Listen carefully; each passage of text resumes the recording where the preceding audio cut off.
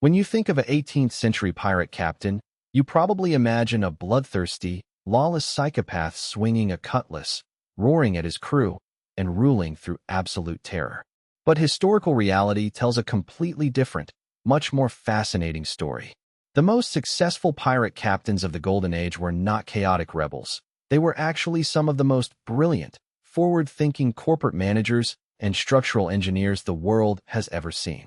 Long before modern business schools established frameworks for decentralized governance, equity-based compensation, and strategic brand marketing, pirate ships were already operating as highly efficient, floating corporations.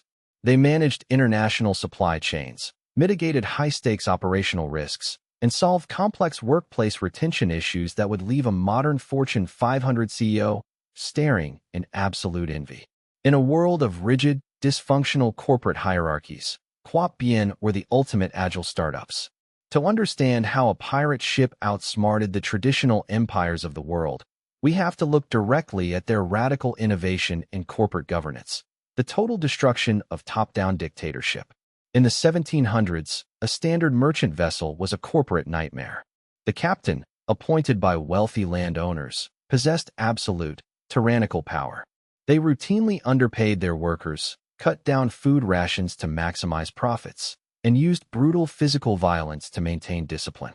This toxic corporate culture resulted in massive employee turnover and frequent, violent strikes. Pirates recognized this fatal flaw and completely inverted the organizational chart. On a pirate ship, the captain was democratically elected by the entire workforce. If a captain grew arrogant, made terrible strategic decisions, or failed to secure profitable mergers and acquisitions on the high seas, the crew held an immediate board meeting and voted them out of office. This was the world's first true system of check and balance management on a commercial enterprise. But the real stroke of managerial genius lay in how pirates solved the ultimate corporate headache: incentive alignment. In a standard government navy, the elite officers took 99% of the stolen wealth, leaving the regular frontline workers with nothing but crumbs and physical scars. Pirates threw this traditional compensation model out the window and established a revolutionary, transparent equity share system. Every single crew member signed a strict legal document called the Pirate Code before setting sail. This was the world's first comprehensive employee handbook. It clearly laid out that if no prizes were captured, no one received a salary, a pure commission-based structure. But when a target was successfully acquired, the loot was divided using a strict mathematical formula. The captain and quartermaster received only 2 shares, specialized engineers received 1.5 shares, and the lowest level in turn received 1 full share. By giving every worker a direct, financial stake in the company's success, pirate captains eliminated internal friction and created a hyper-motivated team ready to execute company goals at any cost. Beyond compensation, pirate captains mastered the art of human resource management by creating an entirely separate executive role to protect workers' rights: the quartermaster. Think of the quartermaster as a combination of a chief operating officer and an independent HR representative. While the captain held absolute authority during a tactical engagement or active battle, the quartermaster managed the daily operations of the vessel. He was responsible for the fair distribution of food rations, resolving internal employee disputes, and controlling the company's physical assets. If a captain attempted to abuse a crew member outside of combat, the quartermaster had the legal authority to override the captain's orders.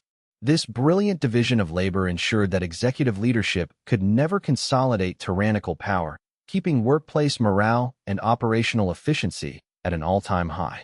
The final piece of their corporate strategy was an aggressive, psychological branding campaign that would make modern Silicon Valley marketers look like amateurs. No captain understood this better than Edward Teach, famously known as Blackbeard.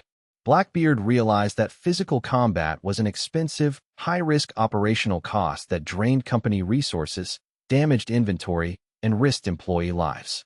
To minimize these costs, he engineered a terrifying corporate brand identity.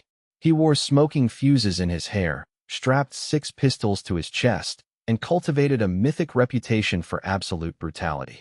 When a merchant ship saw Blackbeard's flag on the horizon, they didn't fight. They immediately surrendered their entire inventory without firing a single shot. By investing heavily in brand recognition and psychological positioning, Blackbeard achieved the ultimate corporate dream: maximum market acquisition with near-zero production costs. Pirates weren't the villains of global commerce. They were simply its most disruptive, masterfully managed competitors.